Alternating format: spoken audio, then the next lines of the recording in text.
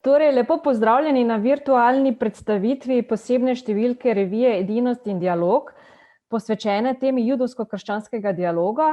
In to predstavitev bomo pa na koncu zaokrožili tudi z izjemno zanimivim predavanjem dr. Milene Mileve Blažič z naslovom Holokavst v izobraževanju in izločitev dnevnika Ane Frank iz učnega načrta za slovenščino, iz učnega načrta torej za leto 2019.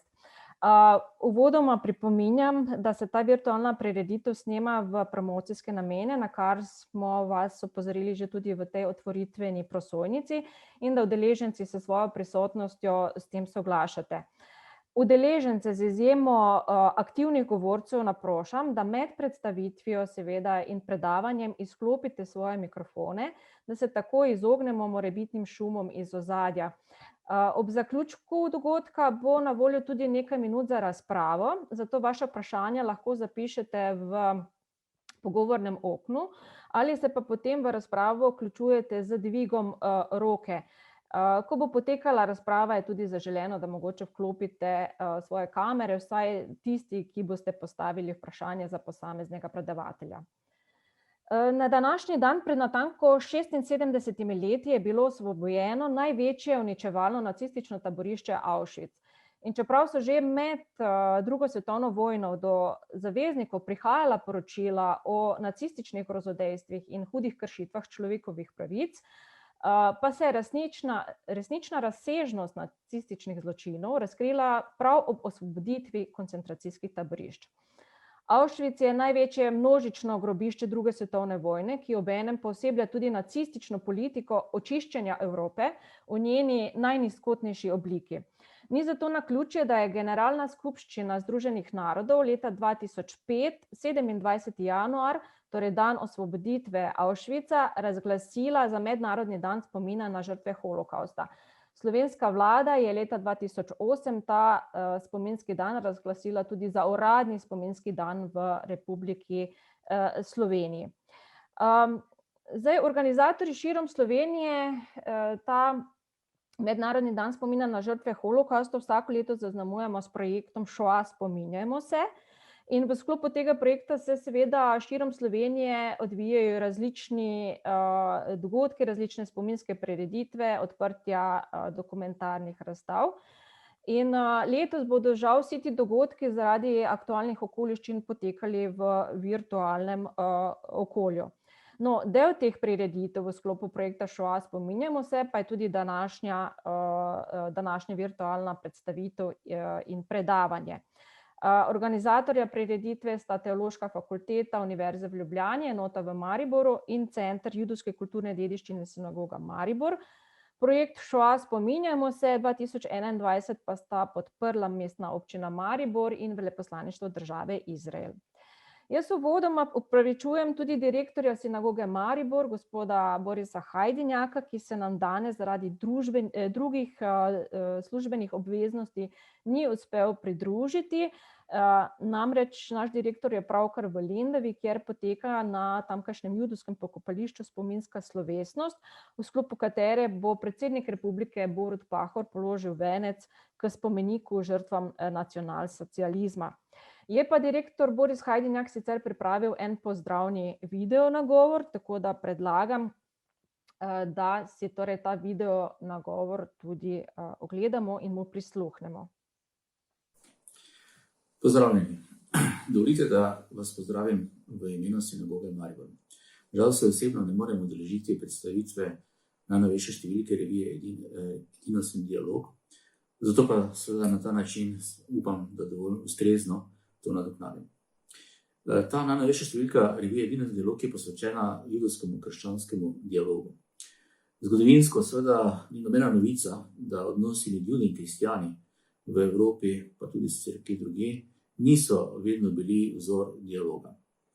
In nobena stvar, ki je potekala v starejši zgodovini, seveda pa se ne more primerjati s tem, kar se je zgodilo v 20. stoletju, v času holokavsta, za katerega sicer trdim, čeprav ga ne moremo izločiti iz dolge, žal dosti temačne zgodovine odnosov med Judi in kristjani, nikakor ni bil narejen v imenu krščanstva. Ko govorimo o holokavstu, seveda se od mnogih datumov, ki bi lahko tako ali drugače bili za njega najbolj značilni, vseeno osredotočimo na današnji datum, to na 27. januar. Na ta dan, zdaj pred 76 leti, so rdeči armejci osvobodili najhujše nacistične nacistično taborišče Auschwitz, kraj, kjer se je udejanil Dantejev 9. krog pekla, kjer se je zgodilo nekaj, kar se nikoli, nikdar in nikjer ne bi smelo zgoditi, kaj šele v 20. stoletju. A se je. Ravno to, da je na tem mestu umrlo 1,1 milijon ljudi, od tega okrog 90% Judov, je vzrok, zakaj je torej datum osvoboditve tega kraja, datum spomina na žrtve holokausta in zakaj seveda danes tukaj govorimo o tem, kar govorimo. Vendar bi se spomnil še na eno izmed teh mnogih žrtev Auschwitza. To je minorit in duhovnik sveti Maksimilijan Kolbe. Njegova seveda izjemen primer krščanske ljubezni do bližnjega je nekaj, kar je enako kot grozljiva smrt 1,1 milijona ljudi vtkano v to, kar je seveda Auschwitz bil. In rad povem, da si globoko verjamem to, da ravno zaradi teh neskončnega števila žrtev druge svetovne vojne, še posebej tako tragičnih, kot so bile žrtve Auschwitza, je današnja Evropa boljša. Namreč svet, Evropa, ki smo začeli leti po 1945, je mnogo bolj pozoren na človekove pravice, osebne pravice in če hočete na dialog. In ne trdim, da je Evropa danes, leta 2021 dan, je pa mnogo boljša, kot je bila tista leta 1939 ali pa 1933. Vendar, ne smemo pozabiti, da je del tega, kar bi morala bodoča Evropa biti tudi primer Maksimilijana Kolbeta. Torej njegova izjemna ljubezen do bližnjega, oziroma pripravljenost pomagati tistemu, ki je pod tega potreben. Upam, da seveda tudi to postane stvar dialoga. Hvala. Torej, o vlogi katoliške cerkve med drugo svetovno vojno ni enoznačnega mnenja. Obstajajo dokazi, da so cerkev, njeni dostojanstveniki in posamezni duhovniki aktivno reševali Jude in seveda tudi druge pred nacističnim preganjanjem. Tako navsezadnje imamo kar nekaj katoliških duhovnikov, ki so bili razglašeni za pravičnike med narodi. Torej, to je naziv, ki ga ne Judom, ki so med holokaustom reševali Jude za ceno lastnega življenja in seveda brez kakršnih koli, zlasti finančnih koristi, podeljuje. Naj povem, da recimo med pravičniki je tako tudi slovenski katoliški duhovnik Andrej Tumpej. No, na drugi strani pa mnogi raziskovalci in zgodovinarji menijo, da bi cerkev lahko v nekaterih primerih storila več, da bi pomagala preganjanjem ali je celo pogledala v stran. Posamezni predstavniki cerkve pa so tudi aktivno sodelovali z okupatorskimi silami. V lanskem letu je minilo 55 let od izdaje koncilske izjave Nostra Aetate, ki je omogočila sistematičen dialog med katoliško cerkvijo in judovstvom.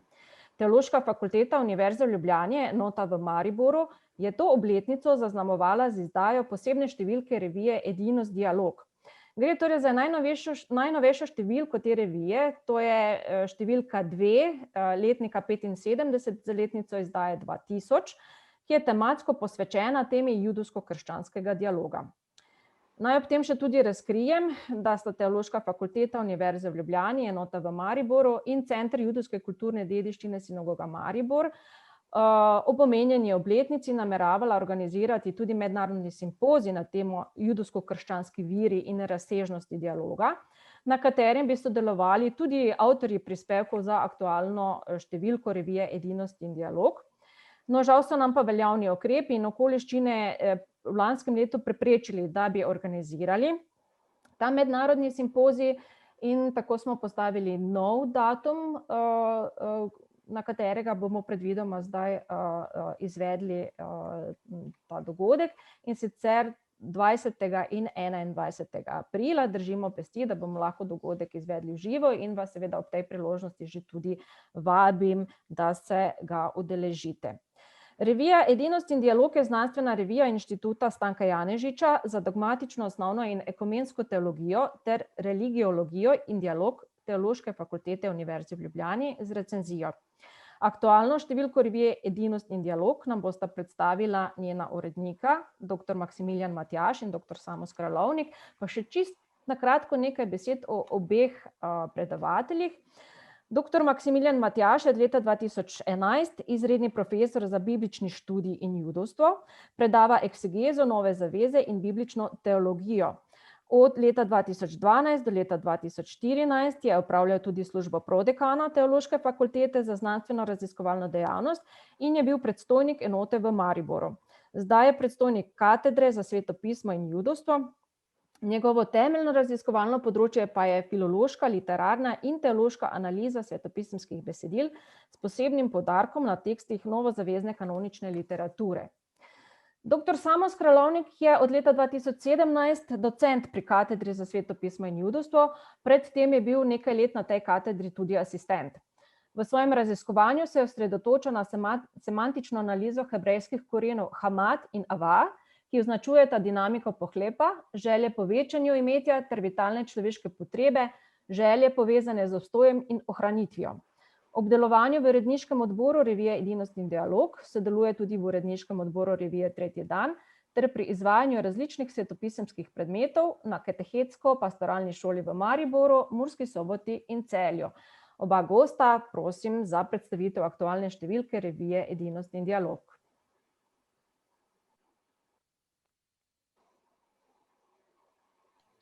Najprej še z moje strani lep pozdrav. Bom kratek, samo izrazim veliko veselje, da v imenu Teološke fakultete, še posebej pa naše katedre za svetopismo in judovstvo, da sodelujemo pri obeležitvi tega pomembnega spomina. Mislim, da se res na nek način trudimo že kar nekaj časa, tudi na naši Teološki fakulteti, tudi s tem, da smo pravzaprav judovstvo postavili kot en tak konstitutivni element našega preučevanja, tudi jo dodelili recimo naši katedri za svetopismo, da bi to misel, da judovsko misel ne samo nekako jo postavljali v današnji čas, vzpostavljali dialog z to mislijo in teologijo, ampak da bi šli tudi k samim izvorom, koreninam judovske misli, da bi gojili to akademsko sfero tega dialoga v našem prostoru in smo na ta način veseli vsakršnega sodelovanja z sorodnimi institucijami, ker se nam zdi, da prizadevanje oziroma študij korenin naše kulture, naše družbe, pravzaprav lahko tej družbi danes je v veliko pomoč.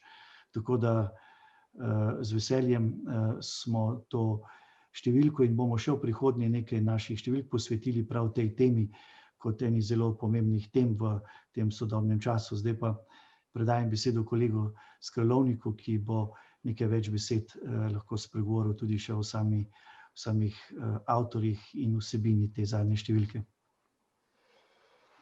Hvala lepa za besedo.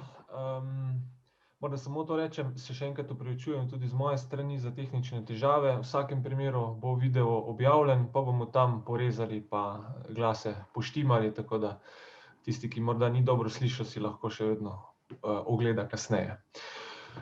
Torej, kakor je bilo povedano in kakor zdaj piše, ne bom ponavljal, Edinost in dialog predstavljamo, morda samo to tukaj še omenim uvodoma, da gre pravzaprav za zelo staro, lahko rečemo, tradicijo ali pa lahko rečemo tudi revijo, ki ima svoje izvire, kot vidite, v letu 1927.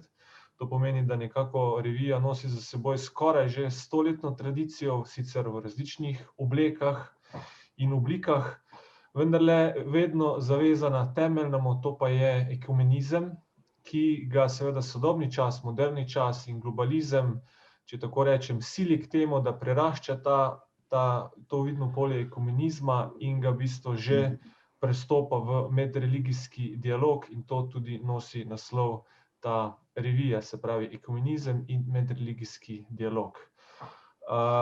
Tako.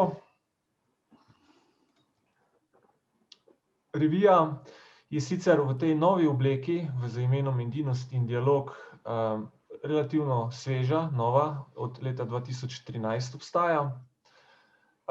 Kljub temu je uspelo prehoditi kar, bi rekli, strmo pot, namreč vsaj v akademskem svetu, kot je bilo omenjeno, veljajo določena merila, baze, tukaj imate naštete, piše indeksiranost, pomeni baze, v katero je revija vključena, ne bom jih našteval, za tiste, ki so relevantni, jih poznate.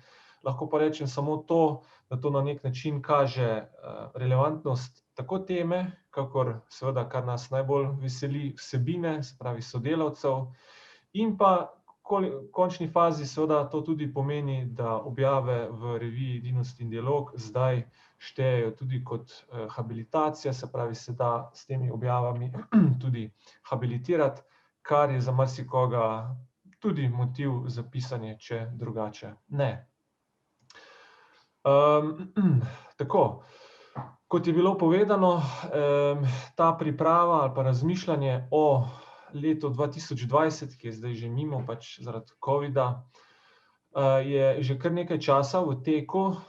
Ciljali smo predvsem z letom 2020 na 55. obletnico koncilske izjave Nostra Aetat. Ta izjava je eden pomembnejših izjav ali pa dokumentov drugega Vatikanskega koncila, saj v bistvu omogoča tako res sistematičen dialog med katoliško cerkvijo in judovstvom. In kot bi se izrazil profesor Aleksič, predhodnik na Teološki fakulteti enote v Mariboru, to velja pravzaprav za preokretnico odnosov med judovstvom in vsaj uradno katoliško cerkvijo. Se pravi, želeli smo leta 2020 to obletnico počastiti z posebno številko Edinosti in dialoga. To nam je uspelo, kakor smo poslišali. Ni nam pa uspelo izvesti simpozija, o katerem bom še nekaj besed v nadaljevanju spregovoril. V tej številki, ki je vseeno izšla, smo uspeli zbrati 15 prispevkov, kar pester nabor, 17 avtorjev, 2 članka sta pisala 2 avtorja skupaj. Večina sicer iz Slovenije, kot vidite iz 11 iz Slovenije, vendar tudi pravzaprav iz celotne Evrope, vse do Vatikana, vidimo 2 iz Hrvaške, iz Avstrije, Češke in tudi Vatikana. Bom kasneje še kaj temu dodal. Morda pa zdaj samo še besedo o tem, kaj od spodaj prikazuje slikica. V bistvu je slikica, ki je sestavljena iz 3 slik. Na levi in desni sta realni fotografiji 2 oljenk, na sredini pa je logotip tega vsega dogajanja, ki ga zdaj opisujemo, vključno z simpozijem. Gre namreč za neke vrste simboliko, torej kot rečeno logotip, ki prikazuje 2 oljenki, ki sta obrnjeni drug proti drugi. Te oljenki simbolizirata 2 monoteizma, torej judovstvo in na drugi strani krščanstvo. Kot vidite, sta odprtini, kjer je oljenka goreli, se prekrivata, kar hoče pokazati, da se napajata pri istem viru, torej, in ta je seveda v Svetem pismu monoteistični Bog, ki se, kot zanimivost, dostikrat razodeva ravno v ognju, kar je to značilno tudi za pač oljenko, da torej gori, razsvetljuje prostor človeka. Tako. Tukaj vidite spletno stran. Na Teološki fakulteti Univerze v Ljubljani imamo tudi posebno stran, ki je namenjena edinosti in dialogu. Zdaj samo vprašam za vsak slučaj, ali vidite spletno stran ali še PowerPoint. Vidimo. Ok, super. Torej, tukaj se samo pokaže vam pot, no, ne bom zdaj vsega podrobnosti šel, ampak vse številke so brez časovnega embarga nemudoma objavljene na spletni strani, kar v bistvu sodobni akademski trendi odprtega dostopa tudi od nas zahtevajo, se pravi nobenih, bi rekel, skritih znanosti in dognanj. In tako se lahko samo sprehodim preko kazala, da vam vsaj preko avtorjev in naslovov približam vsebino te prve številke. Uvodno besedo ima, kakor danes na tem srečanju, gospod Hajdinjak, direktor sinagoge. Potem pa sledijo razprave, ki nekako začetko z Norbertom Johannesom Hoffmannom iz Vatikana, ki je tudi eden izmed vidnejših ali pa celo glavna oseba za urejanje ali pa za stike med katoliškim in judovskim vidikom. Potem pa še druga različna dela in vidiki, kot so recimo Jože Kraševec, ki se dotakne bolj tako dialoga ali pa dojemanja dialoga pri različnih judovskih in krščanskih mislecih. Potem imamo tudi različne biblične razprave, recimo tudi danes prisotni profesor Matjaž se dotakne zelo zanimive teme Pavla in njegovega razumevanja postave, se pravi tega judovskega temelja v odnosu do krščanstva. Potem še en član naše katedre, Matjaž Celarc, se sprašuje o odnosu med apostolskimi deli, torej deli Luke in Izaijevo narativno pripovedjo. In tako naprej, bom samo zdaj bral, ne bom povzemal, ker si lahko vsakdo z enim klikom sam pogleda, kar ga zanima. Iz Češke Peter Mareček, iz Nemčije Marko Jovanovič, naša domača, tudi iz Teološke fakultete Jan Dominik Bogataj, Miran Špelič, o Ogleju pišeta. Pridružil nam se je tudi Klemen Jelinčič Bojeta, upam, da sem prav naglasil, sicer se opravičujem, ki je v angleščini napisal članek o judovski skupnosti v Mariboru. Profesor Turnšek je zelo zanimiv prispevek prispeval o Slomškovem odnosu do judovstva. Sam osebno sem tega članka bil na nek način zelo, ali pa celo najbolj vesel. Zakaj? Ker pač Slomšek je v našem okolju znana osebnost in tako, vendar se pravi, veliko je nenapisanega, veliko knjig, veliko simpozijev, ampak njegovega odnosa do judovstva pa, kot pravi profesor Turnšek, do zdaj še nihče ni obravnaval. Tako da je zelo zanimiv prispevek. Potem dva Hrvata, brata Macud, o antisemitizmu v katoliškem glasilu Hrvatski glas. Potem še ena iz Nemčije, Edith Pečing, o soočanju z Svetim pismom in, bi rekli, to preteklostjo, ki jo naglasuje ime Holokaust. Leon Debevec o prostorskih podobah, Irena Avsenik-Nabergo je tudi zelo zanimivo o podobah Judov v izročilu slovenskih folklornih molitev, Marijine sanje.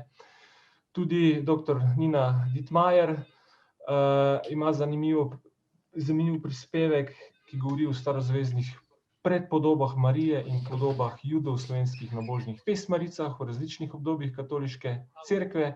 In končno predstavi še profesor Barbara Simonič, še dialoške razsežnosti pri Edith Stein. Tako, imamo še tudi kaj druga noter, ampak tako vabljeni, da si to sami poklikate, odsurfate, seveda vabljeni tudi, da si pogledate stare številke. Tako, pa še samo beseda o mednarodnem simpoziju, tudi je bilo že povedano, žal, je lanski termin za izvedbo simpozija odnesel COVID.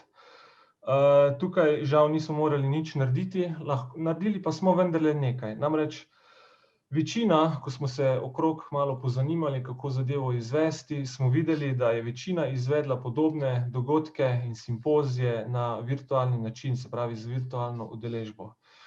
Tudi nam bi na nek način to šlo skozi, vendar smo po premisleku, vendarle govorimo o dialogu. Govorimo o nečem, kar je pravzaprav težko govoriti v teoriji, oziroma smo si zelo želeli, da bi vsaj omogočili možnost, da bi v tem dialogu lahko tudi govorili v živo, z pristnim stiskom roke, z iskrenim pogledom, kar pač, kot vemo, ne more nadomestiti nobena kamera ali pa še tako dobra povezava, tako da v upanju, da se COVID situacija nekako izboljša, smo prestavili na april, 20. in 21. april letos. Če pa seveda tudi tokrat ne bojo razmere omogočale, pa bomo vendarle tudi mi prisiljeni k temu, da bomo simpozij izvedli virtualno, ampak glede tega bomo še počakali in upamo na seveda izvedbo v živo.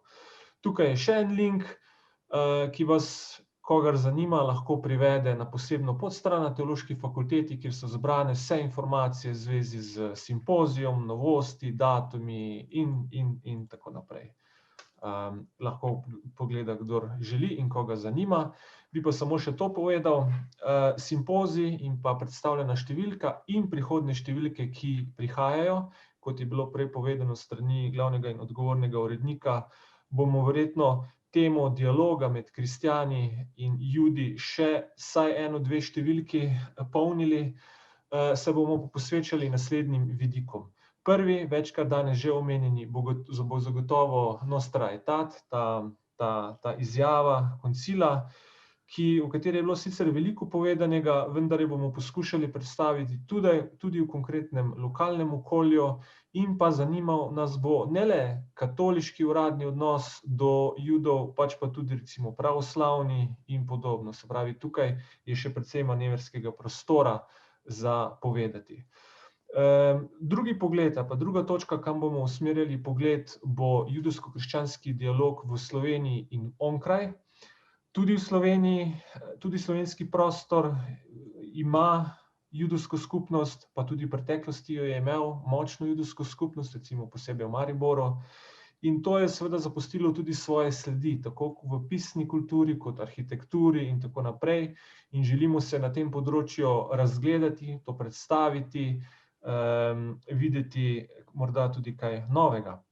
Tretji vidik, bomo predstavljali pomembne osebnosti, nekatere so danes že bile omenjene, se pravi, na tej nivi dialoga med Judi in kristjani so zagotovo osebe, ki izstopajo in ki jih je vredno posebej pogledati pod drobnogledom. Četrta točka ali pa četrti vidik, pogled, se bomo tudi dotaknili bibličnega pogleda ali pa bibličnega vidika, predvsem govorimo o razmerju med staro in novo zavezo. Gre seveda za na nek način delikatno področje, vemo, da pač Judje nove zaveze ne priznavajo, ampak vseeno se bomo spraševali, kaj pomeni stara zaveza za kristjane in razumevanje dialoga recimo z Judi in seveda obratno. Vsekakor je tudi tukaj veliko plodnega prostora za dialog. In končno, da nekako ne bomo ostali samo zazrti recimo v preteklost, bomo poskušali tudi pogled usmeriti v prihodnost, pogledati, kakšni izzivi nas čakajo v prihodnosti, kakšni izzivi za, se pravi, po eni strani krščansko teologijo in po drugi strani medreligiozni dialog. In še to lahko dodam, pravzaprav za vsakdanje resnično življenje. Namreč, in s tem zaključujem, če navedem papeža Frančiška, ki se tudi sam spodbuja k temu dialogu, ima pa eno zelo dobro poanto, pravi, do zdaj ali pa v preteklosti je bil ta dialog na nek način rezerviran za učenjake, za akademski prostor. In to drži, pravi, to je nujno, ampak ni dovolj. Se pravi, akademski prostor ne more biti samo pravica nekaterih izbrancev, neke peščice ljudi, ampak pravi, zaveza ali pa nujnost dialoga je pravzaprav poslanstvo. Pa ne samo akademikov, znanstvenikov, ampak slehernikov, slehernega od nas, kristjana in seveda tudi Juda. Zato, če tako rečem, še enkrat si zelo prizadevamo, seveda, da bi ta dialog lahko spravili tudi v živo, in v upanju, da nam bo to uspelo, jaz zaključujem to predstavitev in vračam besedo gospe Marjetki.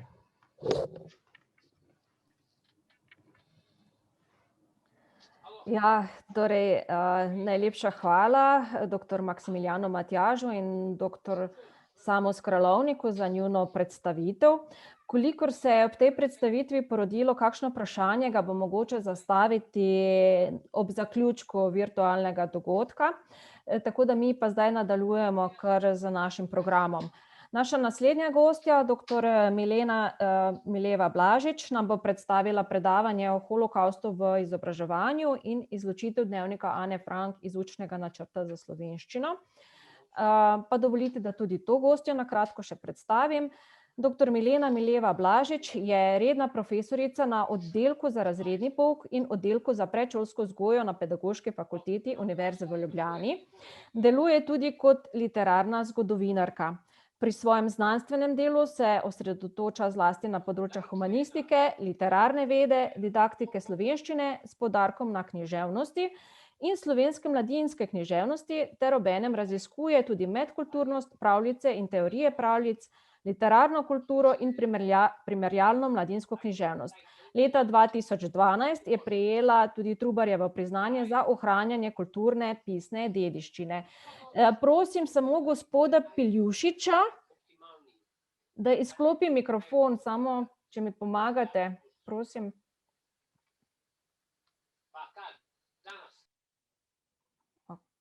Okay, najlepša hvala. Torej, dr. Milena Mileva Blažič, predajam vam besedo. Hvala lepa. Če dovolite, bi pripravila prvo bi se rada predstavila, potem bi predstavila tudi PowerPoint, ki ga imam pripravljenega. Velika čast mi je pravzaprav, da lahko imam to predavanje.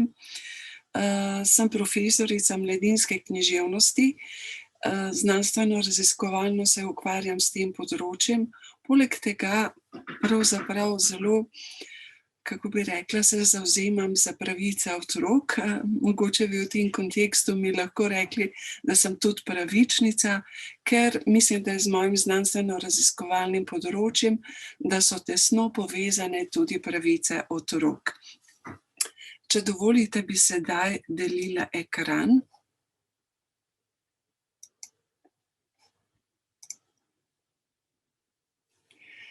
Upam, da se vidi ekran. Se vidi? No, Se vidi, ja. Bom dala čez cel zaslon.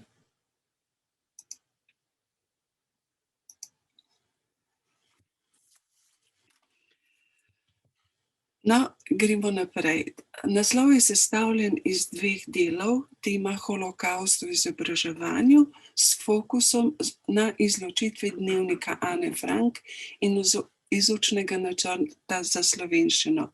Učni načrt je bil narejen leta 2018, stopil je v veljavo s 1. septembrom 2019.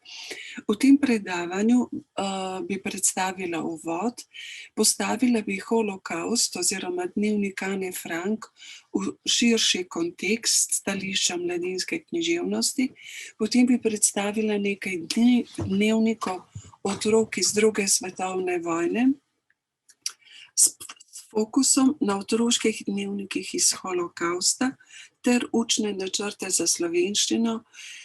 Preštudirala sem vse od leta 1946 do najnovejšega.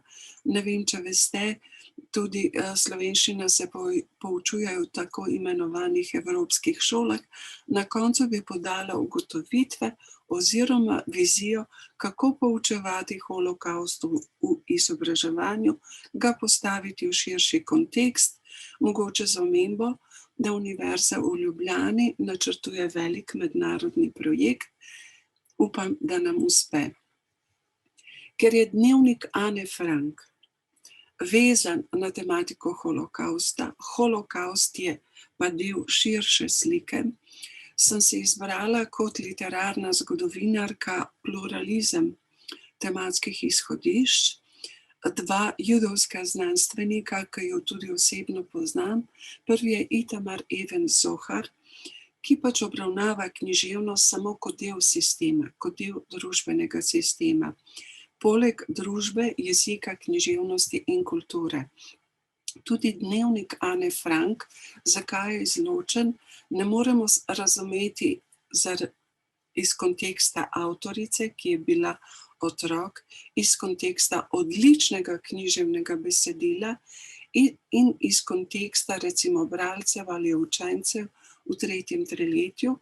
In Itamar Even-Zohar pravi, da je sistem literarni možno razumeti z relacijami znotraj sistema. Zato bom pa današnje predavanje posvetila tudi institucijam, ki nosijo, družbeno odgovornost za izločitev dnevnika, za repertoar, zakaj ni dnevnik na repertoarju in pa tudi na trgu. Druga znanstvenica je Zohar Šavit, ki govori, da v bistvu poetiki otroške književnosti, književnost za odrasle je v centru, v fokusu, književnost za otroke ali za mladino je žal na obrobju. Naš znanstvenik Tomo Virk je pred kratkim objavil odlično znanstveno monografijo z naslovom Etični obrat v literarni vedi, ki ga sama tudi apliciram na mladinsko književnost. Moramo tudi književnost obravnavati etično, kar pomeni spoštovati drugega. Ob tem je tudi izjemno zanimiva znanstvenica, doktorica na Harvardu, Gayatri Spivak, ki je zelo zanimiva zaradi teorije subalternih.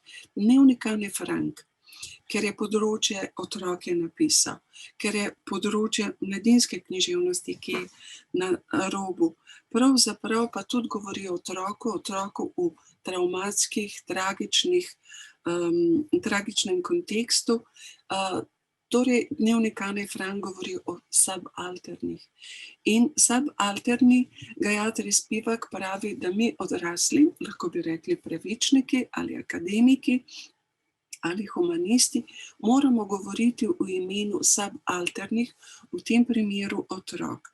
Ker je dnevnik Ane Frank in dnevniki otrok v holokaustu in v drugo svetovno vojno sodi na področje otroštva, književnosti in širšega konteksta holokausta oziroma avtobiografije, sem uporabila tudi teorijo Sidney Smith, ker pravzaprav vsi dnevniki otrok med drugo svetovno vojno ker so sinhrono pisani, so avtentični in pričevanjski.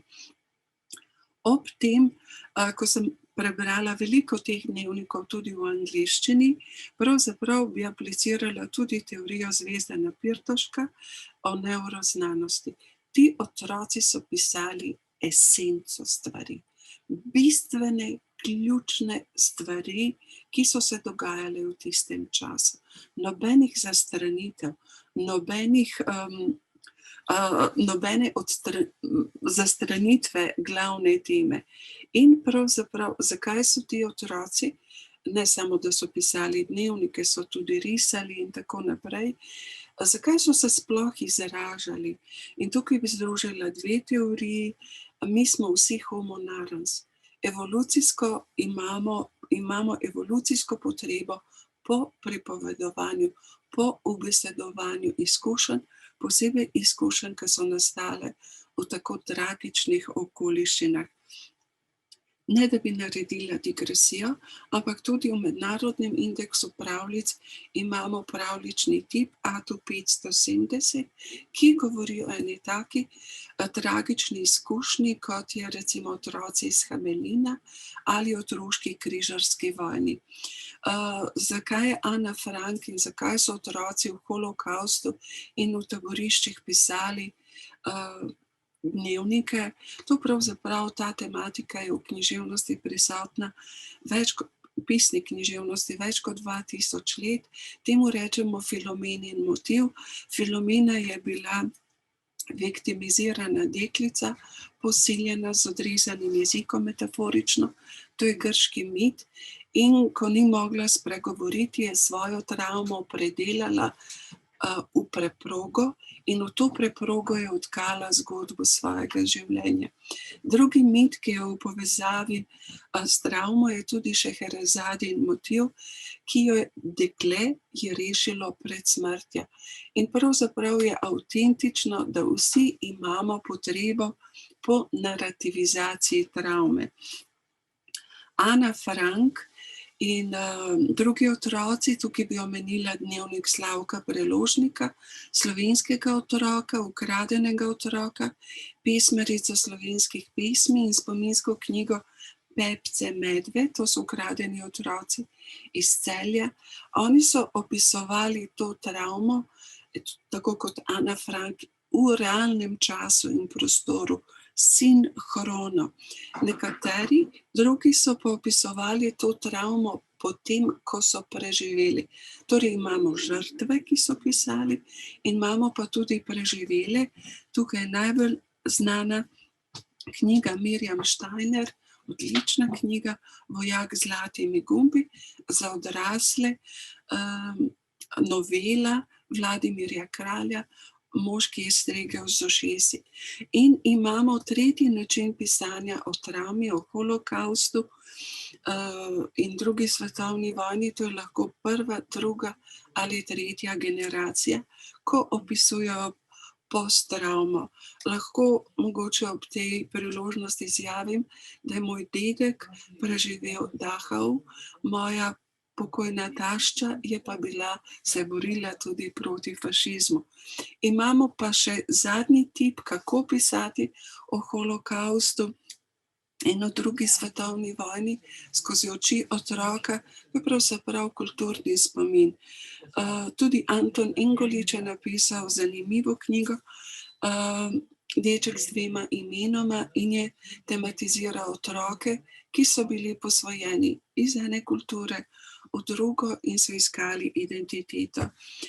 Tako kot sem prej omenila, dnevnik Ane Frank in dnevnike otrok med holokaustom, ki so zelo, zelo težki za branje, pravzaprav moramo postaviti v širši kontekst. Pisanje je pravzaprav bila borba otrok zoper banalnost zla. Hkrati je to portret otroka, hkrati je pa tudi družinski portret, družbeni portret, jaz bi temu rekla literarna freska holokausta ali druge svetovne vojne ali 20. stoletja. Ti dnevniki so avtentični, ker so nastajali v realnem času, sinhrono in prostoru. Poleg tega, da obravnavajo življenje ene osebe, Ane Frank, pravzaprav na sceni obravnavajo tudi širši kontekst, nečloveške razmere. Lahko razumemo tudi te dnevnike v nekem mislu kot poslovilno pisanje, kot pričevanje o individualni ali skupinski usodi. Lahko razumemo kot zaporniško, suženjsko pisanje, ker številni otroci, Slavko Preložnik, to so bili otroci, ki so delali pravzaprav in so ostali ob pol šestih, da so ob šestih šli v tovarno izdelovati orožje in tako naprej. To so tudi oporoke v nekem smislu. Ti otroci niso vedeli, ali bodo lahko še kakšno enoto napisali. Skratka, ti dnevniki imajo posebno vrednost.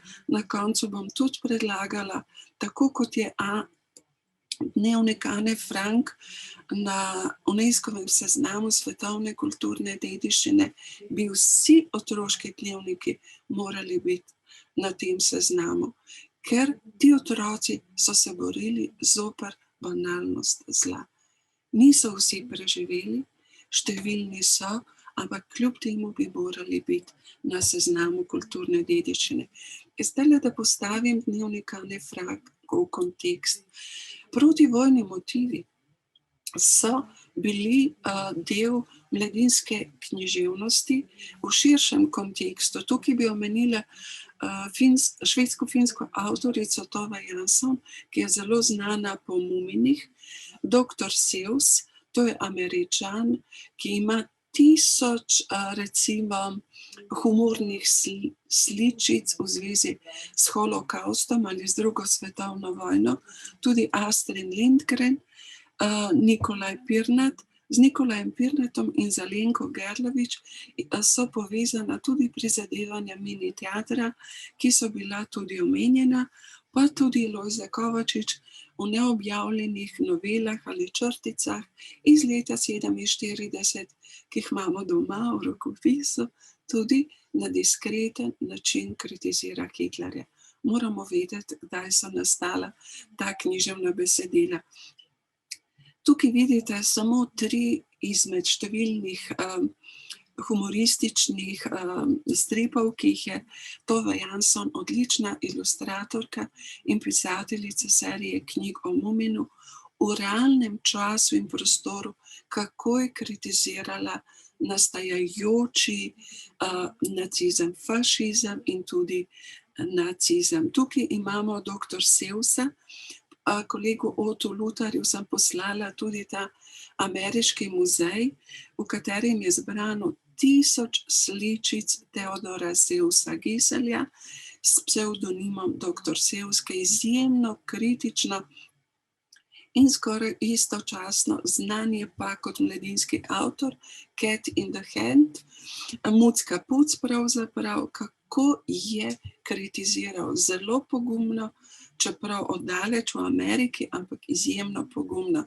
Tukaj tudi Astrid Lindgren, ki je bila pravzaprav v drugi svetovni vojni je delala na pošti in je cenzurirala švedska pisma v Evropo in evropska pravzaprav na švedsko. In tukaj v Piki Nogavički v poglavju o cirkusu je imenovala direktorja cirkusa, ki je pravzaprav simbol za Evropo in aluzija na podkupljive Švede, tako napravi, vlada mučni ali močni Adolf. Leta 1944 je bil potreben civilizacijski pogum pravzaprav to napisati in vidimo, da Pika Nogavička pravzaprav premaga mučnega ali močnega Adolfa. Nikolaj Pirnat se kot ilustrator, kasneje tudi ilustrator v lutkovni predstavi Jurček in trije razbojniki, tudi se je sočasno odzival s kritikami. Izjemno zanimiva in svetovni unikum je Alenka Gerlovič z lutkovno igrico iz leta 1944, v kateri kritizira, tukaj je deček Jurček, ki premaga 3 razbojnike, en je Hitler, drugi je Benito in tretji je recimo Janez domači domobranec in tako naprej. In ga Jurček, v bistvu otrok je tukaj simbol za prihodnost. Prihodnost, ki je prikazana preko otrok ali Pike Nogavičke, bo premagala to banalnost zla. Mogoče samo en paralelizem, ker bi na koncu tudi predlagala, kako obravnavati ne samo holokaust po vertikali od vrtca, osnovne, srednje šole, obravnavati tematiko proti vojni. Ne vem, če poznate otroško križarsko vojno iz leta 1222, tudi znanstveno obravnavano v številnih knjigah. Pravzaprav čez 600 let oziroma 800 let je ta otroška križarska vojna v času pandemije, v času kuge, takrat je bila kuga, otroci so šli, 1000 otrok je šlo iz Nemčije in Švice pravzaprav peš v Genovo in je umrlo, pravijo 15, 20 ali 30 tisoč otrok. Torej lahko postavimo otroke in vojno v širši kontekst. Sedaj bi šla na ožjo temo.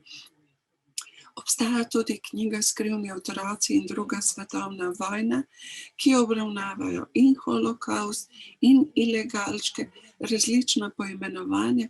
Jaz bi uporabljala nadpomenko otroci in druga svetovna vojna, ker so tudi skriti in taborični otroci in tudi ukradeni otroci. Samo bi omenila 3 otroške dnevnike oziroma dnevniško pisanje slovenskih otrok med drugo svetovno vojno. Tukaj bi vam tudi pokazala odlomek rokopis iz dnevnika Slavka Preložnika, ki ga je pisal 2 leti. Slavko Preložnik je preživel, je tudi nazaj prišel. Z njim sem se enkrat pogovarjala približno 20 let nazaj. Slovenija ni kazala nikakršnega interesa za pisanje tudi slovenskih otrok. In Slavko Preložnik mi je dejal, da pravzaprav niso imeli ne svinčnika, ne zvezka tamle v taborišču in da je bilo zelo težko in tvegano pravzaprav pisati. In tukaj bi omenila, da v knjigi Okradeni otroci Slavko Preložnik je začel pisati svoj dnevnik, ko so mu odpeljali ata, tako je napisal, in v knjigi Okradeni otroci je tudi poslovilno pismo njegovega očeta. Šla sem brati, oprostite, tudi poslovilna pisma, da sem postavila v širši kontekst in otroke in starše in v teh poslovilnih pismih nekaterih, tudi ki so jih pisale ženske, ne boste verjeli, 3-krat so se ljudje poslavljali z tega sveta s Prešernovimi citati. To mi je kot znanstvenici bilo izjemno zanimivo, tako da bom to predstavila tudi v drugem kontekstu. Tu je pismarica Justine Marolt.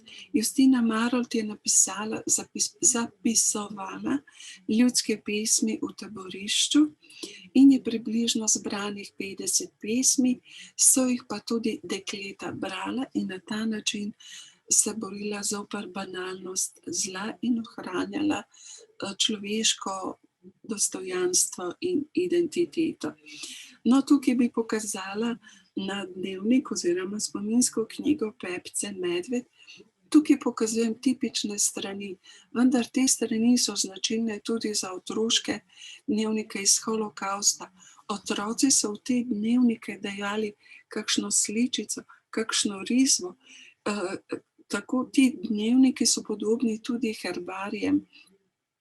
In tukaj vidimo, da je Pepca Medved po naključju je dala pa tudi solzico, kar pravzaprav lahko postavimo v širši kontekst. Ključne besede v tej spominski knjigi so pravzaprav lager, sotrpinka, vsa dekleta so se podpisovale sotrpinka in pravzaprav ne pozabiti.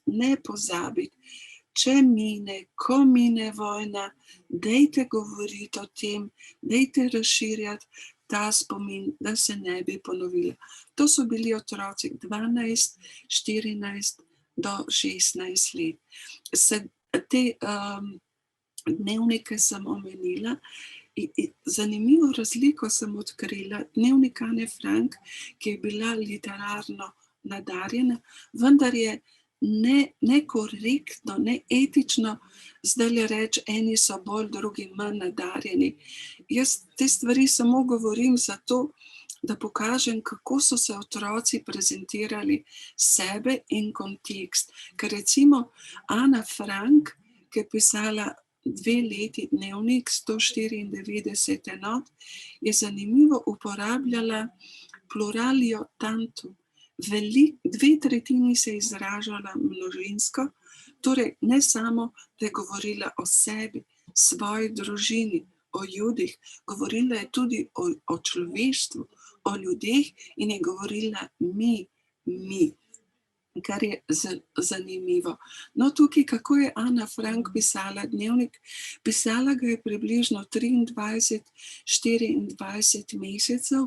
Naredila sem grafično vizualizacijo, zato da si predstavljamo, ker v bistvu nihče ni imel občutka, koliko časa bo trajala vojna. In v bistvu na začetku Ana Frank, kot 12-letni otrok, ki je vesela, da je dobila dnevnik, popiše zgodovino svoje družine, ki je prebegnila iz Nemčije na Nizozemsko in kako proti židovske zakone, proti židovske, tako jih ona imenuje. In potem, kako je Ana Frank dozorevala v teh 2 letih. In kako so kasneje njene enote leta 1944 bolj kompleksne, razmišlja o filozofskih stvarih, o Bogu, o veri, o ljudeh in tako naprej. No, tukaj sem pravzaprav napisala, ne da bi primerjala ta 2 dnevnika, to je popolnoma neprimerljivo, ampak kako je Ana Frank začela pisati svoj dnevnik, ko je praznovala 12. rojstni dan in je dobila dnevnik za darilo in dnevnik je pojmovala kot živo osebo. Imenovala je dnevnik Kitty. Temu se reče pravzaprav potreba po imaginarnem prijatelju. Zato je tudi kontaktna smer. Pričela bom s tem trenutkom, ko sem te dobila. Torej, ona razvija dialog z dnevnikom, z imaginarno osebo in se na ta način se bori zoper banalnost zla.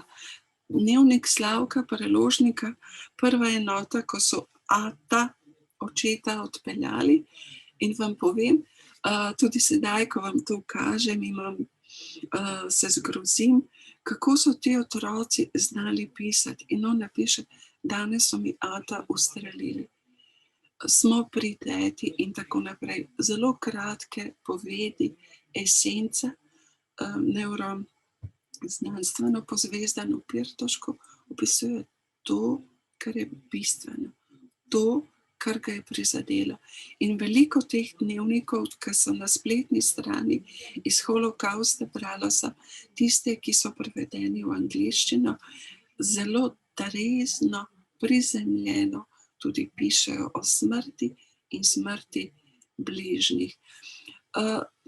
Kot neprimerjalno, ampak kot predstavitev, kako Slavko Preložnik, ki je bil enako leti imel kot Ana Frank, sem našla enote, ki sta jih oba pisala na različnih koncih sveta, isti dan. In vidimo, Slavko Preložnik zelo kratko, jedrnato, pričelo je snežiti. Ana Frank piše tudi o žalosti. Slavko Preložnik, ker je bil v delavskem taborišču, je moral delati. Ob 6. zjutraj smo vstali in pozajtrkovali. Potem je bil apel, oblekli so otroke uniforme. Ana Frank pa, ker je v skritem delu, opisuje lahko tudi čustva. In tudi v bistvu zanimivo je, tudi v tem kontekstu, v katerem smo danes, kako razmišlja o veri, o pobožnosti. Kje je Bog, da bi videl te otroke, jude, ne jude, tako da to bi lahko bila tema za kdaj drugič. In v bistvu Ana Frank tudi opisuje te zunanje dogodke, zato sem rekla, kljub temu, da je to individualni dnevnik, je hkrati opis bombardiranje in tako naprej. No, omenila sem, da je približno v Washingtonskem muzeju holokausta, spomina na holokaust, približno 70 dnevnikov. Jaz sem se pred 2 letoma začela prijavljati za štipendijo, ker mislim, da sem zrela za študij teh dnevnikov, ker vam povem, to je toliko žalosti, toliko tragičnih stvari. Človek prebere v teh dnevnikih, pa najde take artefakte, da je treba biti kar čustveno in socialno trden, hkrati pa pravičnik, da obravnavaš to tematiko in vidiš tisto rokopisno pisavo v različnih jezikih, od hebrejščine, nizozemščine, poljščine, ruščine in tako naprej. Brala sem le tiste dnevnike, ki so transkribirani in prevedeni v angleščino.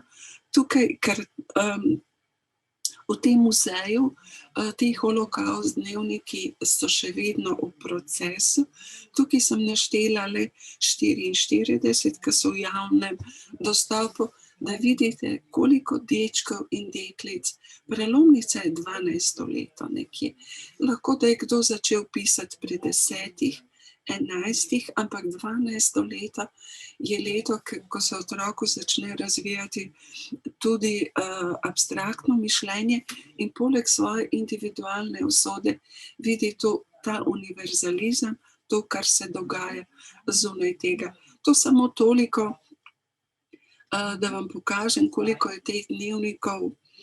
Upam, da ko mine ta pandemija, bi se prijavila na raziskovalno štipendijo, mogoče bi nas lahko bilo več, pravzaprav, da bi bili pravičniki naprej razširjali kulturni spomin. No, tukaj obstaja, mislim, res zelo tehtna enciklopedija in tukaj imamo sličico Ane Frank pred 12 letih. Ana Frank je bila izjemno inteligentna, ker je v bistvu dnevnik pisala v nizozemščini, ker se jo naučila v sorazmerno kratkem času. In ko vidimo pravzaprav ta otroški dnevnik, to je dodatna informacija, ko vidimo ta rokopis. je dodatna informacija, in čustvena, in socialna, in intelektualna. No, tukaj je pa ta stavba ali hiša, v kateri so se skrivali. Dnevnik Ane Frank je bil preveden v slovenščino 10 let po prvem izidu. Dnevnik je šel leta 1947, vendar je šlo nekaj variant tega dnevnika. Varianta iz leta 1958 je pravzaprav prevedel Jaro Dolar in je takrat dnevnik bil namenjen za dramske uprizoritve. Kar se mi zdi, da tukaj imamo še možnost za razvoj, za holokaust ali protivojne motive v izobraževanju. Potem je bil drugi prevod iz leta 1967, in rada bi poudarila to letnico in ta čas. To je takrat bila zlata zbirka, zlata knjiga. In to je zelo pomembno, da pravzaprav sistem, kot je slovenski izobraževalni, da postavi knjigo tam, kamor sodi, digniteti. To je kanon svetovne književnosti. Vsi ti prevodi so prevodi iz nemščine, so prevodi prevoda.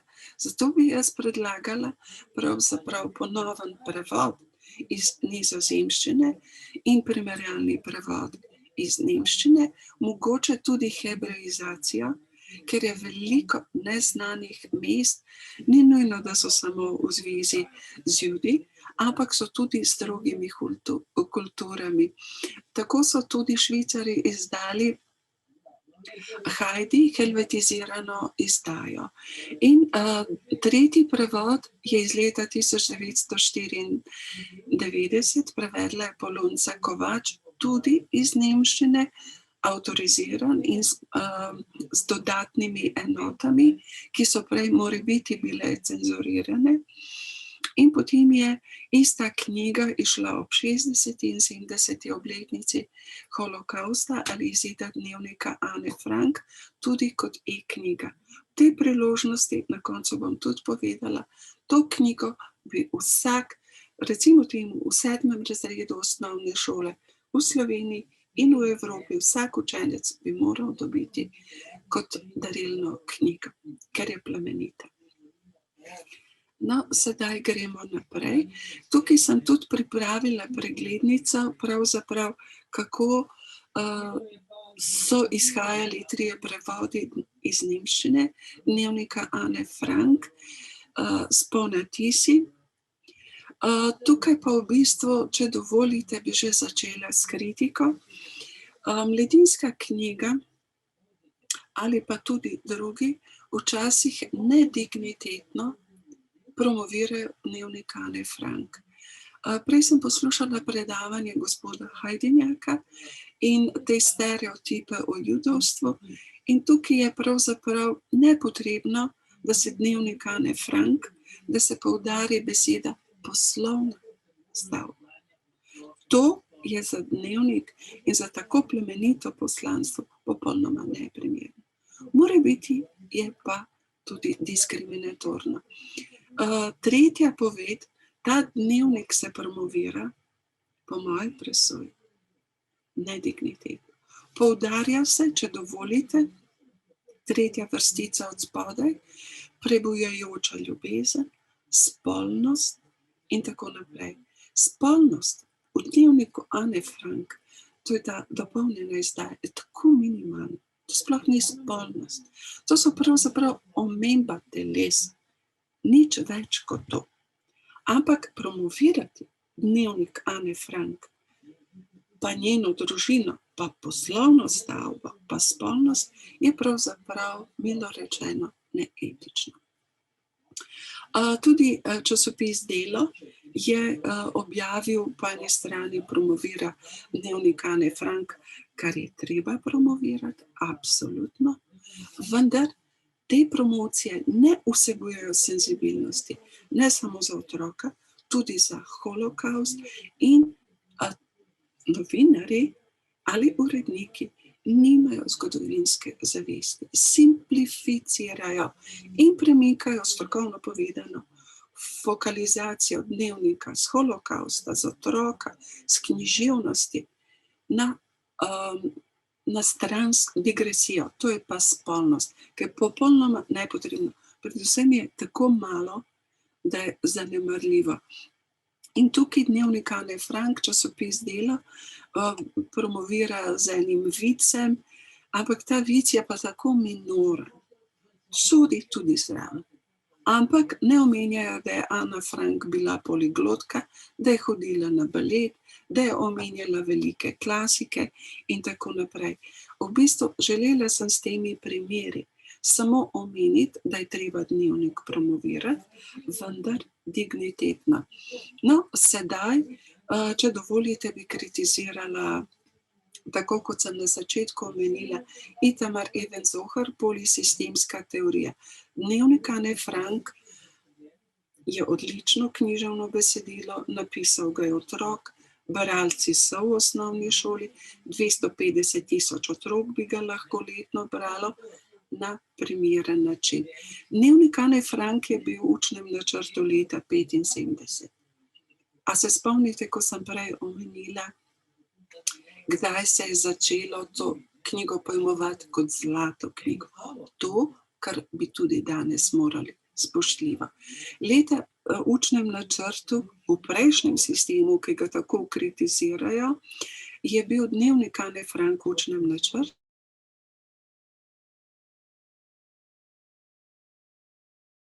Neverjetno. Leta 1998, ko je kurikularnem svetu in kurikularni prenovi, ki je vodil akademik profesor dr. Matjaž Kmecel, ko je imel svetovni vpogled, zgodovinsko zavest, je tudi dnevnik Ane Frank bil v učnem načrtu, tudi v prenovi 2002, 2011, tudi leta 2015 je Zavod za šolstvo, soglasje Ministrstva za šolstvo in strokovnega sveta za splošno izobraževanje, ki ga potrjuje Vlada Republike Slovenije, so spremenili koncept, vendar so izločili dnevnik Ane Frank. Dnevnik Ane Frank je v učnem načrtu kot klasično delo tudi v Nemčiji. Torej, po moji presoji, ne samo po moji presoji, sem se tudi z drugimi posvetovala, dnevnik Ane Frank bi moral ostati v učnem načrtu 2019. Zvezdico sem dala zato, ker je učni načrt bil narejen 2018, z veljavnostjo 2019. Imeli smo tudi posvet na SAZU 2017 in smo že takrat, lahko rečem, da sem tudi osebno kritizirala in opozarjala Zavod Republike Slovenije za šolstvo na družbeno neodgovorno dejanje, da se zlata knjiga, kot je Ana Frank, izloči iz učnega načrta, kar se je začelo leta 2015. Zavod za šolstvo, Ministrstvo za šolstvo, strokovni svet in Vlada Republike Slovenije so odgovorni za to dejanje, ki je neodgovorno, ne glede na razlog, ne glede na spremembo koncepta. Zdaj, ali lahko to imenujemo antisemitizem, sem dala kot retorično vprašanje. Napisala sem še letnico 2020, ne vem, če veste, slovenščina se tudi poučuje v tako imenovani evropski šoli in tudi v evropski šoli so izločili dnevnik Ane Frank, kar bi lahko pravzaprav rekli, da je to ne samo nacionalna, ampak tudi mednarodna sramota. To se ne počne. Tudi ko sem jih opozarjala na ta dejanja, pravzaprav se ne odzivajo in tudi zavajajo glede avtorstva. Kritična sem zato, ker so v šolski infrastrukturi ohranili pisatelja, ki je pravnomočno bil obsojen zoper spolno zlorabo otrok, to je Vitan Mal, ki je še vedno v šolski infrastrukturi, pri njem prikrivajo njegova spolna dejanja, oprostite, ki so, zaradi katerih je tudi kaznovan. Pri Ani Frank pa to poudarjajo.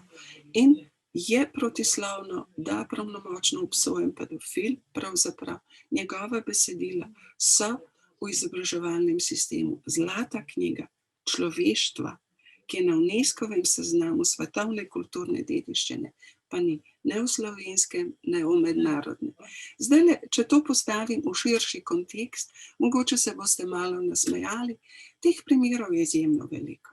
Ampak, ker je današnje predavanje se tudi približuje k koncu, pravzaprav menim, da se pravzaprav ne samo v Evropi, ampak po celem svetu dogaja redefinicija zgodovine. In holokaust, redefinicija holokausta ali poskus razvrednotenja borbe zoper fašizem in nacizem je vidna na vseh ravneh. Tukaj bi samo pokazala, kako mladinska knjiga Založba tudi briše zvezde z otroških ilustracij. Tukaj sem naredila čisto znanstveno raziskovalno 6 ilustracij Jelke Reichmann. Ilustratorka se ni strinjala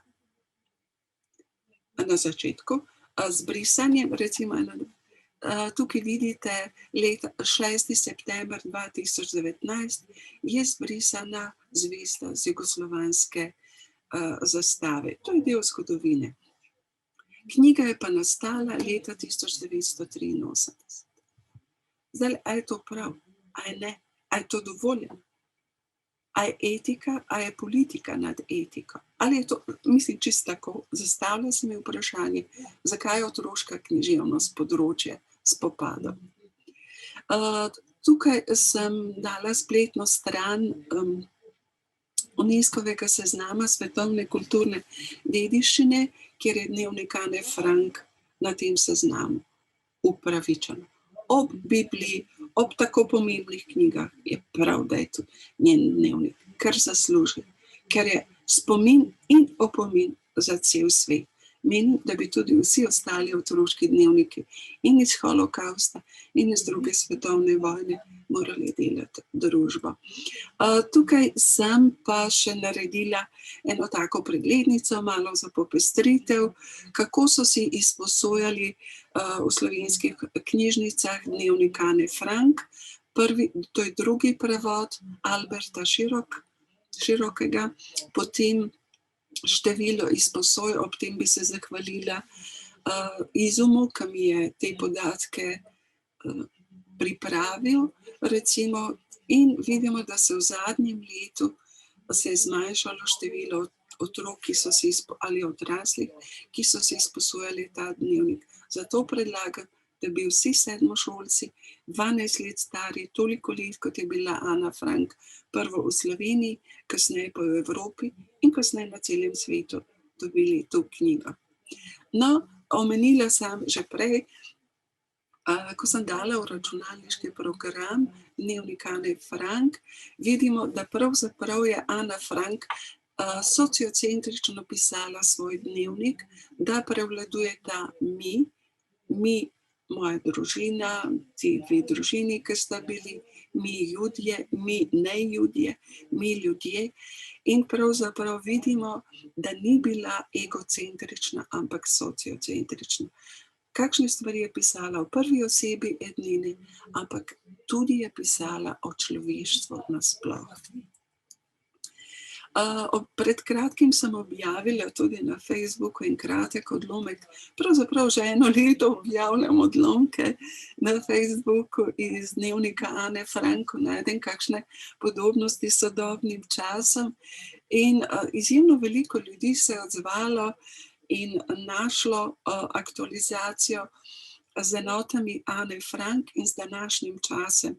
Kaj vse je bilo prepovedano v protižidovskih zakonih leta 1942 in pravzaprav danes tudi. A vsi postajamo Judje? Kdo se tako obnaša? A ljudje postajamo marginalni? Ob tej priložnosti bi omenila, ker je bil papež omenjen, papež, jaz sicer nisem verna, ampak spoštujem humanistične vrednote in tudi eno lepo inicijativo papeža. Na Bolonjski knjižni sejem lansko leto in tudi letos je podprl 200 knjig z elementi novega humanizma. Knjige, ki vsebujejo elemente novega humanizma. Ta ideja je odlična, ne glede, kdo komu pripada. In menim, da bi tudi mi morali tukaj meddisciplinarno, medreligijsko, nadreligijsko kaj podobnega narediti. No, tukaj upam, da ste imeli čas to na kratko prebrati, kaj je Ana Frank napisala, da niso smeli tega, so imeli policijsko uro, tako kot mi danes. Omenila bi, kje je pa pri mladih, kar nam vzbuja upanje, na to, kot en reper, glasbenik, s katerim nisva v sorodu, Miha Blažič in tudi Darko Nikolovski v svojih besedilih imajo protifašistična gesla, omenjajo tudi holokaust, da se ja ne bi ponovil. In to se mi zdi tudi ena pot za mlade, kako promovirati pravzaprav protifašistična sporočila, ki tudi so v sodobnem času, ne samo na osnovi teorije Umberta Eka o prafašizmu, no tukaj lahko si kasneje tudi pogledate. In mladi opozarjajo, da se ne bi holokaust ponovil. Tukaj bi poskušala zaključiti z enim povzetkom, kako pravzaprav poučevati holokaust. Ne samo zato, ker sem profesorica mladinske književnosti, mislim, da bi nas moralo biti več. Najbolj avtentični so otroški dnevniki oziroma otroško pisanje. Ne glede, ali so to dnevniki, ali so pisma, so tudi risbe, ali so spominske knjige. Zagotovo so tudi artefakti. V tem muzeju holokausta, ne vem, če bom pravilno izgovorila, ki je v Izraelu, je veliko več teh artefaktov. Recimo, mogoče bi naredili dignitetno zbirko. Dignitetno. Predlagam, da se ta tematika razširi od holokausta na otroke v drugi svetovni vojni ali otroke v vojni ali proti vojni, od otrok iz Hamelina, od bratov Grimm, in da se poučuje to po vertikali. Od vrtca, osnovne, srednje šole, fakultete, skozi slikanice, morebiti personificirane živali. Dnevniki, pisanje otrok je najbolj avtentično, vsebuje humanistične vrednote, človečnost, spoštovanje, življenje. Dnevnik Ane Frank in dnevniki otrok iz holokausta in tudi širše bi morali biti v evropskem učnem načrtu, ker obravnavajo individualizirano univerzalnost. Ta tematika se pa ne more obravnavati linearno. Jaz se opravičujem, mogoče bo za koga izmed vas ali to preozko ali malo drugače, ker obravnavam stališča mladinske literarne vede. Ta tematika je absolutno kompleksna. Vedno je treba kontekstualizirati. Znotraj, ker sem pravičnica za otroke, obravnavamo otroke, tudi otroke Aleksandrink, otroke Magdalink, otroke iz Hamelina in tako naprej. In ne vem, če ste slišali, sveža zadeva, žal tragična, o irskem holokaustu. Holokaust v izobraževanju je potrebno meddisciplinarno, medmedijsko, ker je tudi veliko dokumentarnih ali igranih filmov obravnavati. Te enote otroške ne smemo prepirati. Lahko prikažemo, kako otrok reprezentatira sebe ali to tematiko. Menim, da vsi nosimo odgovornost individualno in skupinsko. Zanimivo, o tej odgovornosti tudi piše Ana Frank. Menim, da je potrebno to tematiko obravnavati dignitetno. Tudi kolega Vojko Kunaver ki dela kot zgodovinar na Zavodu za šolstvo, skoraj identične stvari znotraj pouka zgodovine omenja. Menim, da je treba tudi razvijati tako imenovano zgodovinsko zavest. Dnevnik Ane Frank je svetovni, mi temu rečemo kanonsko, klasično besedilo.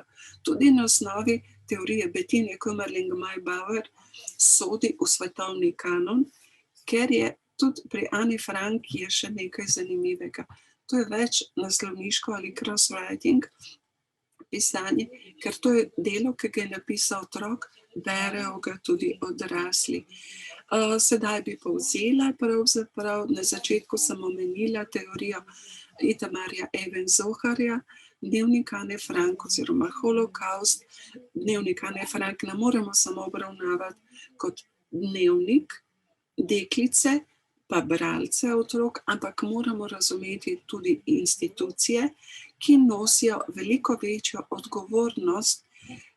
Prej sem omenila Slovenski zavod za šolstvo, ministrstvo, strokovni svet, tudi vlado Republike Slovenije, tudi JAK, ki bi lahko podaril to knjigo otrokom. Zohar Šavid, otroci niso marginalna skupina. In Dnevnik Ane Frank ni marginalna knjiga in Holokaust ni marginalna tema, zato je etičen pristop ali obrat v književnosti popolnoma utemeljen. Otroci, ker so žrtve Holokausta ali so tudi preživeli, tudi sin Marko Ciciban, sin Marko od Otona Župančiča tudi je bil v Dachauju, torej Ciciban v Dachauju. Mi moramo, ti otroci morajo biti slišani in videni, ker njihovo pričevanje je najbolj avtentično, ker obravnavajo esenco svojo in družbe v tistem času in vsi smo pravzaprav homo narans, lahko to vključimo v učni načrt za slovenščino in razširjamo ta kulturni spomin, ki ga za razširjanje ali negovanje kulturnega spomina so najbolj odgovorne ustanove, ki sem jih že prej omenila. Menim, da bi Dnevnik Ane Frank v kontekstu moral biti tudi maturitetna tema, prej ali slej, ker srednješolci znajo razmišljati. Tudi sama sem se enkrat udeležila ene take igrice o holokaustu, pa to sploh ni bila igra, to je bila izobraževalna, ne vem, če je prava beseda igra, izobraževalna dejavnost, problem solving, kako vplivati, da se to ne bi več zgodilo.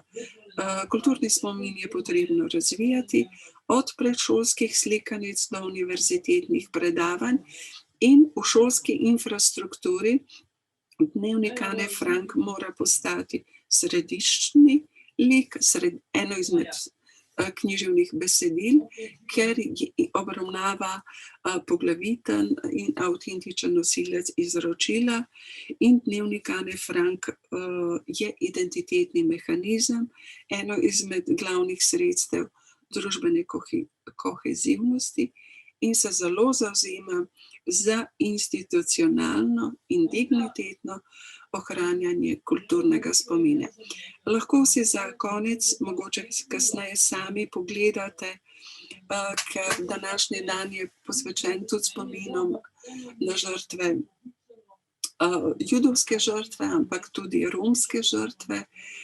Monika Lakatoš in skupina Romanov imajo tudi pesem o Auschwitzu, tukaj je tudi besedilo v angleščini, lahko kasneje poslušate ali preberete, ampak zanimivo, da se isti simboli, iste metafore v romski pesmi, v dnevnikih, v spominskih knjigah, v pesmaricah ponavljajo, kar pomeni, da gre za arhetipske simbole. No, rada bi zaključila, to je zadnji slajd, kar se tudi spodobi z mislijo za Ane Frank, ki se sprašuje, ona se resnično sprašuje. Jaz bi tako poučevala, če dovolite, da se malo pošalim. Filozofijo za otroke bi poučevala z dnevnikom Ane Frank.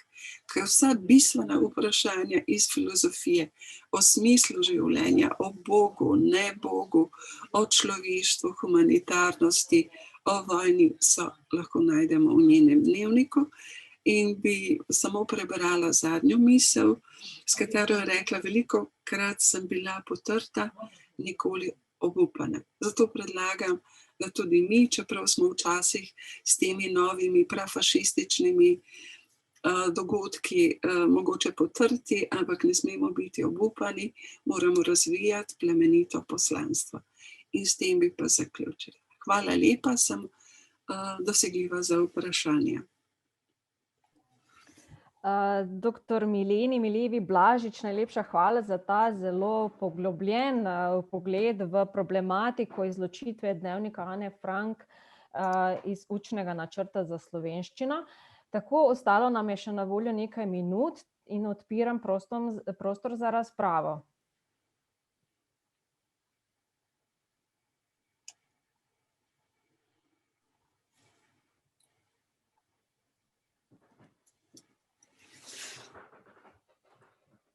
Kolikor je kakšno vprašanje, kar prosim postavite ga. Ja, jaz bi, Marjetka, če dovoliš, samo par besed, se zahvaljujem seveda dr.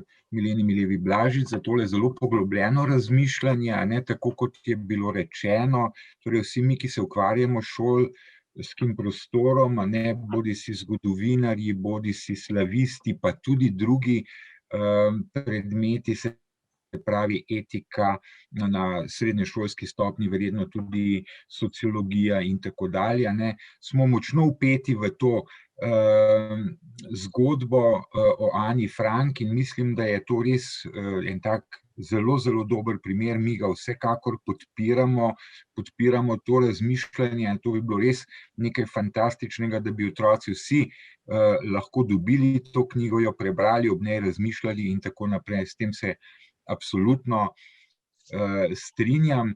Seveda mi bomo še naprej spodbujali, a ne, vsaj govorim v imenu zgodovine, zgodovinarjev, naših učiteljev, in verjamem, no, da bodo tudi mnogi učitelji, ki recimo imajo tudi tako imenovano zgodovinsko bralno značko, to zadevo tudi uvrstili na prednostni oziroma na prvi seznam knjig, ne. Veliko je tega, veliko je bilo izdanega, veliko sem danes tudi slišal o tem, kar ste povedali, ne, in tudi poznamo, naši učitelji poznajo. Skratka, bi bilo treba te stvari še naprej širiti, mogoče v bodoče enkrat, ker veste, da sem bil tudi mnoga leta soorganizator oziroma glavni organizator in pobudnik tekmovanja iz znanja zgodovine, morda celo iti na to zelo težko, zelo zahtevno in občutljivo temo, da bi mogoče tudi na to šli, napravili kakšno tekmovanje, da bi učenci še bolj to spoznali, to obdobje in seveda prednostno uvrstili tudi tako literaturo gor. Ampak to je pač zdaj samo moje razmišljanje, z tega več ne delam oziroma nisem več glavni koordinator tega tekmovanja, ampak ideje so vsekakor zelo, zelo zanimive, dobre in jih, jaz lahko rečem, kot zgodovinar podpiram in med našimi učitelji seveda tudi na vsak način je to precej ena taka razširjena zadeva. Če lahko poskušam odgovoriti, popolnoma se strinjam z vami. Prej sem omenila, jaz sem že pred 25 leti sem objavila prvi članek o otrocih v vojni, holokaustu, in ko sem bila v Imperial War Museum v Londonu, pa smo šli na razstavo holokausta, nas je zelo malo šlo, a veste, in so imeli računalniško igrico Ana Frank, tako kot sem povedala. In jaz sem se zgrozila, kako je možno imeti računalniško igrico ali tekmovanje. Vendar so jo drugače strukturirali. Zato bi predlagala, da mogoče se premislimo mogoče srečanje in tudi ta igrica računalniška je bila usmerjena na to, kako bi vi otroci reševali, kaj bi vi naredili, zakaj so tako in tako, kaj se ima se ta narod ali drug narod odzval, v bistvu v smislu problem solvinga, reševanja problemov, usmerjeno v prihodnost. Tako mogoče ne tekmovanje, ampak srečanje. Ker se pa strinjam z vami, ker tukaj je že beseda tekmovanje, igrica pravzaprav mogoče ni dignitetna za ta kontekst. Tako da predlagam, da še sodelujemo, če dovolite. Bi pa vsekakor podprla vaša prizadevanja, ker vidim, da ste sodobni, da ste v okviru zgodovine našteli tudi sodobne oblike, dokumentarne filme, tudi dnevnik Ane Frank. Mislim, da bi slovenščina tudi morala.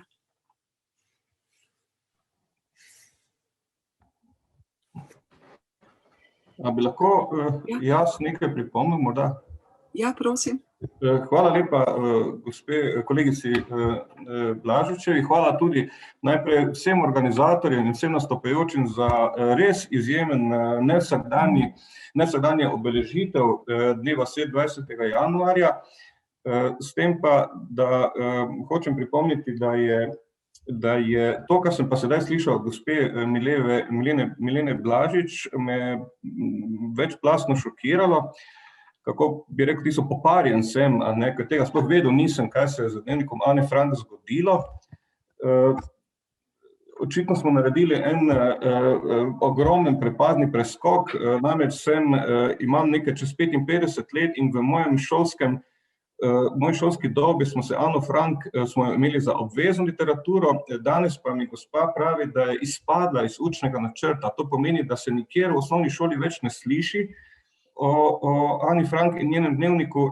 Jaz imam pa osebno izkušnjo, imam 2 hčerki, mlajša je obiskovala osnovno pa srednjo šolo, pač zdaj je ravno kar postala študentka, ampak je pa dnevnik Ane Frank na njo deloval tako, da je najprej me, ker je vedela, da sem zgodovinar, me vpraševala kar nekaj let, kak je to, pa holokaust pa takole, potem pa mi je pred 2 letoma preprosto rekla,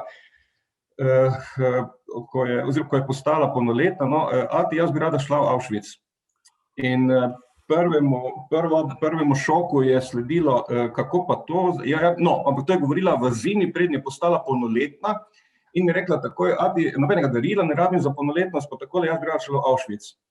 In nekaj junija, takoj po koncu šole, 2 dni sva se spakirala na bus, ki je naju peljal za 4 dni na izlet in sva šla ogled Krakova in sva šla v Auschwitz, kot tudi jaz nisem bil. Ampak jaz bi hotel tu še nekaj drugega podati. Prva je torej moja osebna izkušnja, druga pa je tole, kar je ravno rekel kolega Vojko.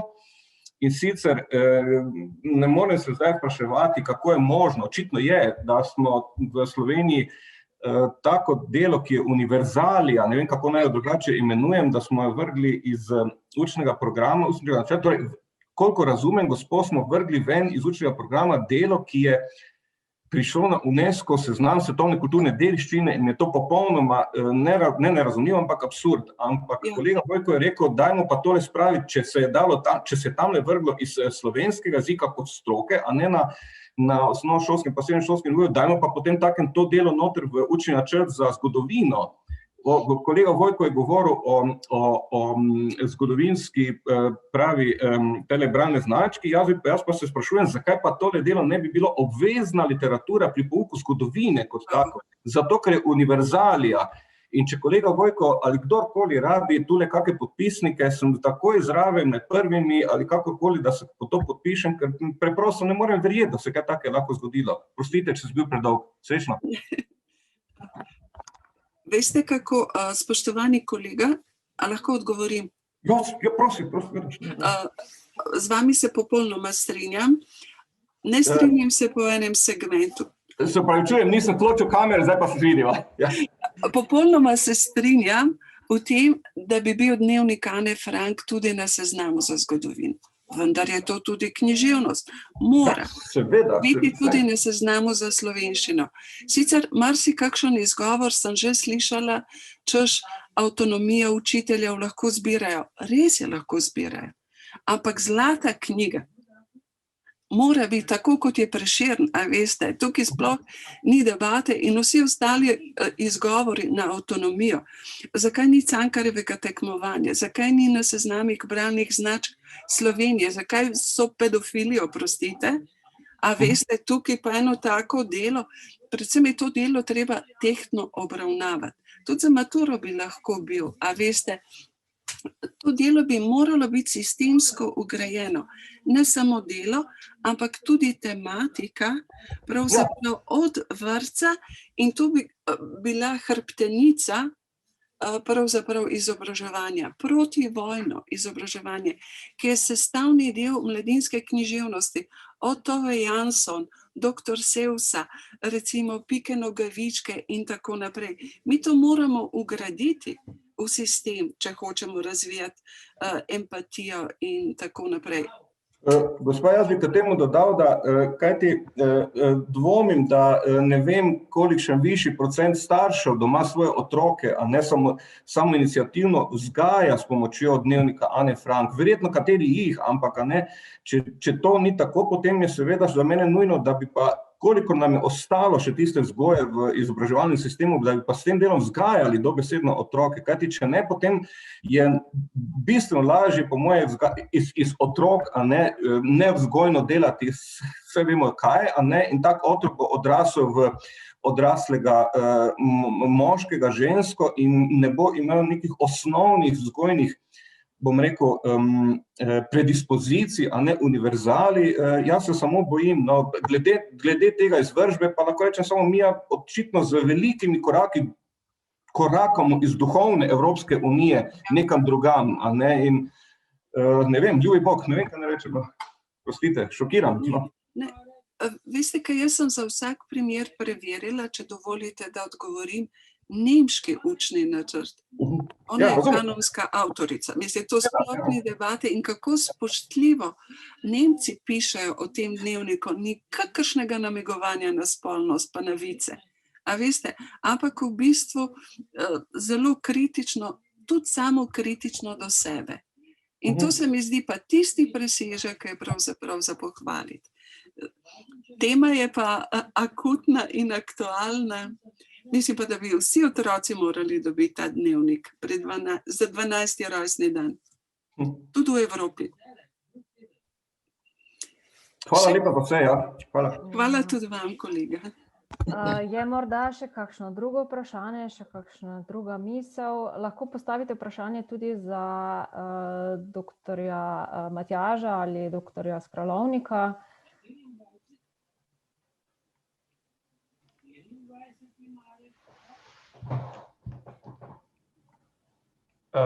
Nekaj sem slišal Skralovnika, pa nisem dobro slišal, ker sem imel ravno eno telefon. Vprašala sem samo prisotne, ali je mogoče kakšno vprašanje tudi za vaju z dr. Matjažem, glede revije Edinost in dialog. Lahko še tole, kolegica Marjetka, da obljubljam, da bom revijo, ne samo to številko, ampak druge vzel v roke, da pogledal seveda, ker so noter teme, ki me res zanimajo. Žal nisem mogel sodelovati. Bravo, kolega. Ja, pozdravljen, ja, Max. Nisem sodeloval, čeprav sem bil parkrat povabljen od kolega Skralovnik me je parkrat povabil, ampak ostaja pa tako, kot je kolega Skralovnik rekel, da bo še kar nekaj številk naslednjih, a ne temu namenjeno, predvsem pa sem se razveselil, ko sem slišal, da bi simpozij lahko bil organiziran, torej sedaj aprila, pa če ne bo v fizični obliki, kar mi je seveda ljubše, a ne, pa še tu v Mariboru celo, bomo pa zopet na ekranih, ampak meni bi vsekakor bilo dražje fizična oblika, in ker je ta fizična oblika le neprecenljiva nasproti ekranom, tako kot sedaj, a ne. Če bi bili normalni, bi sedaj seveda bili, saj vemo kje in bi tamle, a ne, mislim, da še toliko bolj odprto pa debatirali. No. Hvala lepa še enkrat obema kolegoma za njihovo delo. Srečno! Ja, seveda, res mi si vsi želimo, da se aprila torej resnično srečamo. Če se to iz znanih razlogov ne bo udejanjilo, bomo šli v to virtualno Lahko pa povem, da zakaj je dr. Skralovnik omenil, da se bo še v naslednjih nekaj številkah revije Edinost in dialog objavljalo prispevke na temo judovsko-krščanskega dialoga, zato ker ko smo pozvali zainteresirano javnost k sodelovanju na tej mednarodnem simpoziju, se je prijavilo, mislim, da okoli 50 avtorjev, in to je resnično lepo število. Mi smo tudi od vseh avtorjev pridobili povzetke, vezane na načrtovane teme njihovih predavanj. So že dostopni na spletni strani, če se ne motim samo, ne, mogoče lahko delite tudi kakšen link za udeležbo. Bom takoj pokazal.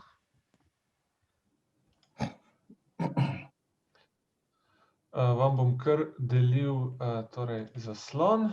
To je spletna stran Teološke fakultete, Podmedijsko središče. Imamo tudi konference in simpozij. Ta prvi datumsko je naš judovsko-krščanski viri in razsežnosti dialoga s klikom nanj. Kar sem že prej omenil, vas privede do mnogih informacij, ampak tokrat hočem pokazati samo tukaj zbornik, različica iz konca decembra. In si lahko že pogledate v bistvu napoved in vsebine vseh 50 plus, kot je bilo omenjeno, prispevkov. Tudi jaz se zahvaljujem oziroma pridružujem tej hvaležnosti za ta odziv, kar po svoje tudi kaže, se pravi, negovanje in vzdrževanje dialoga gre zelo v kontekst tega holokavsta, šoje, in se mi zdi, da če lahko temu damo en majhen prispevek, da je to pravzaprav zelo veliko.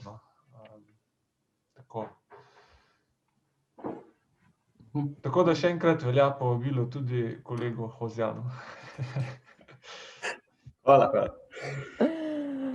Ja, torej, zdaj smo pa resnično prišli do konca našega današnjega druženja. Vsem se iskreno zahvaljujem za vašo prisotnost, za vašo pozornost. Še enkrat najlepša hvala tudi vsem današnjim predavateljem in gostom. Kaj ne rečem, spremljajte nas še naprej, ohranjajmo dialog, sicer pa vam želim vse dobro in lep dan še naprej. Srečno.